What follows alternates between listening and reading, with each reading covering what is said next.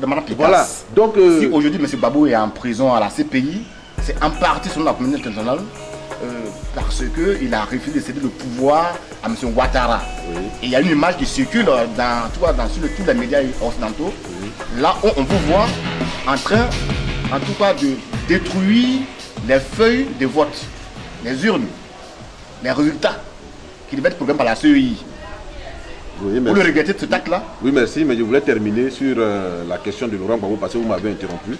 Je dis que il est parvenu au pouvoir normalement et il a exercé son mandat vraiment de façon pacifique, de façon courtoise, de façon démocratique. Voilà. Et donc, ce monsieur-là, nous ne pouvons pas avoir honte de lui aujourd'hui. Ce n'est pas parce qu'il traverse des périodes difficiles que nous allons nous éloigner de lui. Donc, je dis que nous sommes fiers d'être des Gbagbo. Voilà. Nous sommes fiers d'être des Gbagbo. Maintenant, pour revenir à la question que vous me posez, je n'ai pas... Est-ce que ce texte-là, si c'était à recommencer, vous non, je voulais préciser quelque chose d'abord. Parce que les gens font trop d'amalgame. Je n'ai pas déchiré des papiers. Je n'ai pas déchiré des résultats. Parce qu'il n'avait aucun résultat. Voilà. J'ai simplement mis fin à une escroquerie électorale qui était en cours et qui tendait à légitimer M. Ouattara à la tête de la Côte d'Ivoire. Racontez-nous dans quelles circonstances, de minute par minute, qu'est-ce qui s'est passé? Vous étiez à la CEI? Oui, on était à la CEI. Voilà, on était à la CEI et vous savez que... Vous êtes commissaire oui, je suis commissaire central. Voilà, je suis commissaire central. Du FPI? Non, je ne suis pas au compte du FPI, je représentais le ministre de l'Intérieur, M. Désiré Tagro. Voilà, Désiré Tagro, paix à son âme. Voilà, c'est lui que je représentais. Voilà, parce que vous savez que dans la nomenclature des commissaires centraux, il y a deux qui viennent du ministère de l'Intérieur. Voilà, donc j'étais avec le général Daleba, voilà, les représentants du ministère de l'Intérieur. Voilà. Donc vous n'avez rien à voir avec le FPI? Non, je n'ai rien à voir avec le FPI. Voilà, je n'étais pas là-bas au nom du FPI, encore moins au nom du chef de l'État. Voilà. Donc, effectivement, je vais brièvement vous dire comment les choses auraient dû se passer. Voilà. On a décidé en commission centrale qu'avant que les résultats ne soient proclamés, il fallait que tous les commissaires centraux soient revenus de mission. Voilà. Et qu'ensemble, on discute des résultats bruts qu'on recueille, voilà, des différentes circonscriptions électorales. Et c'est une fois cette discussion-là tenue, après avoir vérifié après avoir vérifié le nombre d'inscrits, les votants, et aussi analysé les procès-verbaux, en ce moment on consolide le résultat. Et donc, après, ce résultat-là peut être proclamé, rendu officiel. Voilà. Donc c'est un peu brièvement les règles qu'on s'était fixées. Voilà. Mais à quoi avons-nous assisté? Dès dimanche déjà. Dès dimanche, c'est-à-dire le jour même de la clôture du scrutin. Dimanche 28 novembre. Voilà. Dimanche 28 novembre. Lorsqu'on a clos le scrutin, voilà. Le lendemain, c'est-à-dire le lundi 28, ouais, plus précisément le lundi 28, avant même que les différents commissaires, voilà, ne soient rentrés de mission, nous ne savons pas par quelle acrobatie M. Bamba Yacouba est arrivé, voilà, est arrivé rapidement à la commission centrale, au siège de la CEI, mais il a recueilli les résultats bruts de la diaspora. Voilà, les résultats bruts de la diaspora. C'est-à-dire que la diaspora, c'est les pays dans lesquels on a eu le scrutin, la France, États-Unis, Gabon et tout ça. Donc il les a recueillis tels qu'ils sont arrivés, sans même que les autres commissaires en soient informés, sans même que les représentants, voilà, des différents candidats ne soient informés. Il a pris les résultats, il les a lui seul traités, il les a lui seul consolidés, voilà, et il les a publiés. Il a même pris sur lui la responsabilité d'invalider le scrutin en France, sans même que les autres commissaires ne soient informés. Et il les a rendus publics. Cela en violation flagrante et très grave des règles de procédure que nous nous sommes nous-mêmes imposées en interne, au niveau de la structure. Voilà. C'était un acte suffisamment grave. C'était un acte suffisamment grave. Et nous avons eu à le signaler, à le notifier. Monsieur Bamba Yacouba a présenté des excuses à la commission centrale. Il a présenté des excuses et il a pris l'engagement que de tels comportements ne se répéteraient plus. Voilà. Donc, on a considéré l'incident clos. Lorsque le mardi, après avoir travaillé toute la journée du lundi, le mardi, aux environs de 18 h, nous apprenons, vraiment par des indiscrétions, que la commission électorale indépendante s'apprête à rendre public des résultats provisoires. Nous étions encore, heureusement d'ailleurs, tous réunis au niveau de la commission centrale.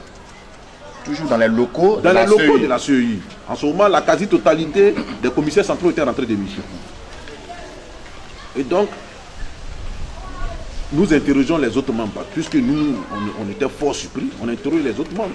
Moi, j'ai personnellement demandé à M. Amadou Soumoro, vice-président de la CEI, au compte du RDR, qui a assuré l'intérim du président Youssouf Bakariko pour la séance de ce jour. Il a dit qu'il n'était pas au courant de ces résultats. J'ai demandé à M. Auguste Mirimon, secrétaire permanent, qui est comme le secrétaire, il a dit qu'il n'était pas au courant. Et l'ensemble des commissaires ont montré leur étonnement face à cette prétendue publication des résultats de la CEI. D'autant plus qu'effectivement, il y avait de quoi à être inquiet, parce que la CEI n'était pas parvenue à un accord, ce qu'on appelait le consensus, à un accord sur les différentes, sur la totalité des circonscriptions qui avaient été traitées. Voilà. Si les circonscriptions qui avaient été traitées. En l'occurrence, les circonscriptions de la partie nord de la Côte d'Ivoire. Voilà. Donc on s'est étonné. Non, attendez, je termine. Est-ce qu'à cette époque, est-ce que vous avez aussi reçu des rapports des représentants des partis politiques du Nord qui Oui, on avait reçu les rapports. Tous les commissaires étaient rentrés, on avait reçu les PV, les rapports, tout ça. On avait reçu tout ça. Et c'est justement pour cela qu'il y avait vraiment des problèmes sur les résultats du Nord. Mais on va en revenir tout à l'heure. Et donc, eu égard au fait qu'il y avait cet étonnement général au niveau de la commission centrale,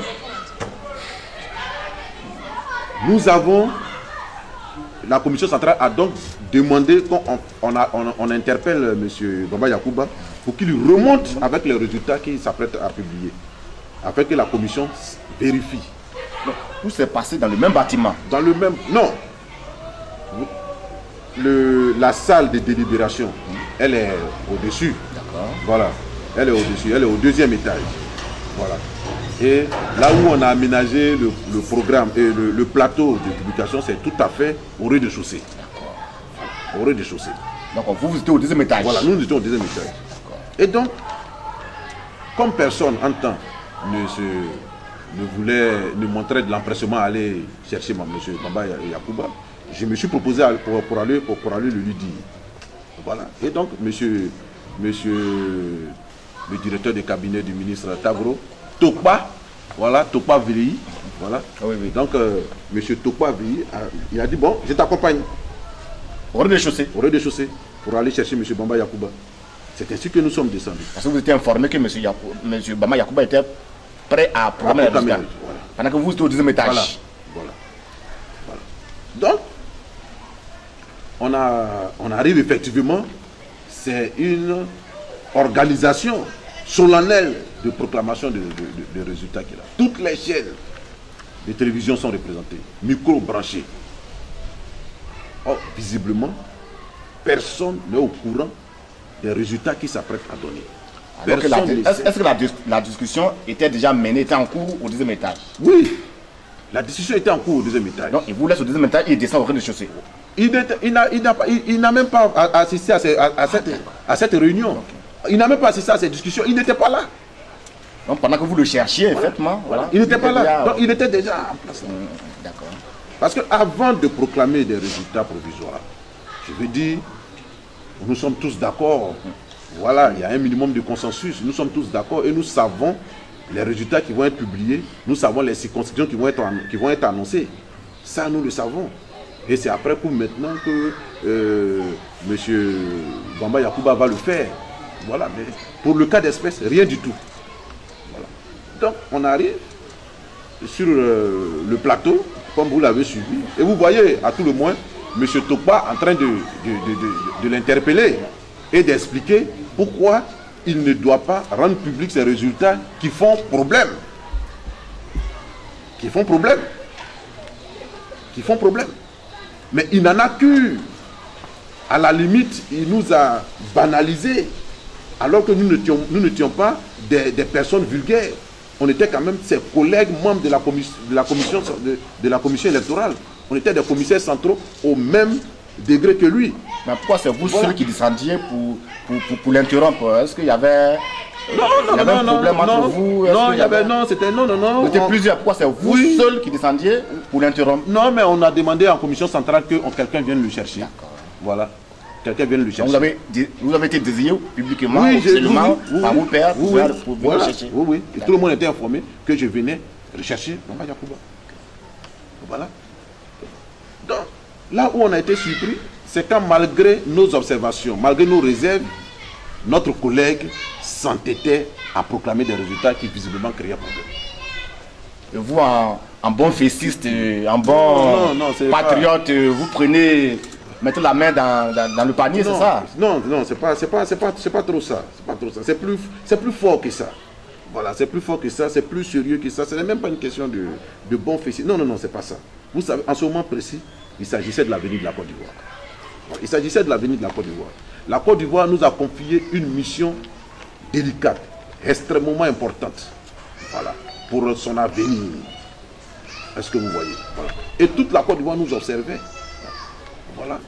Voilà. De la paix sociale, du travail que nous étions en train de faire à la CEI, dépendait la paix sociale. Voilà. Donc c'était quelque chose d'extrêmement sérieux. Vous êtes en mission, c'est ça? Oui, on était en mission pour la Côte d'Ivoire. Pour le président Laurent Gbagbo? Non, pas pour le président Laurent Gbagbo. C'est plus que ça. On était en mission pour la Côte d'Ivoire. Voilà. Après environ 10 années de crise, voilà, tous les espoirs étaient braqués en ces élections. Ces élections étaient porteuses de tous les espoirs, de la nouvelle espérance, si je peux le dire ainsi, de la Côte d'Ivoire. Donc il fallait que le travail là soit fait de façon correcte, dans un esprit républicain, d'équité, de justice et de légalité. Voilà. Toutes choses qui étaient battues en brèche par l'attitude de M. Bamba Yacouba, qui visiblement était en mission pour certaines officines. Et il était en situation de récidive, puisque la veille déjà, il était dans le faux en proclamant de façon unilatérale les résultats de la diaspora. Sincèrement, M. Demana Picasse, 2 ans après, là vous avez pris du recul, de la barbe, vous êtes bien coiffé, vous supportez plus ou moins l'exil. Est-ce que, franchement, vous regrettez l'acte que vous avez posé ce jour-là? Non, comme je l'ai dit, j'ai dit qu'il ne fallait pas laisser la supercherie, la fraude, voilà, se perpétrer à la CEI. Il ne fallait pas laisser ce complot électoral aller jusqu'à son terme. Parce que visiblement, l'entêtement de M. Bamba Yacouba nous a amené à réfléchir. Voilà. Et donc, en lui reprenant les résultats frauduleux qu'il avait, voilà, nous avons voulu créer l'onde de choc devant l'opinion nationale et internationale afin que tout le monde comprenne que depuis le début, ce processus est faux. Ce processus est biaisé. On nous a entraînés dans une escroquerie électorale. Voilà. Et donc, il fallait mettre fin à cette fraude-là. Quand vous voyez vos images sur les médias internationaux, quel regard vous portez sur votre propre personnage aujourd'hui? Non, moi, je n'ai même pas de problème avec moi.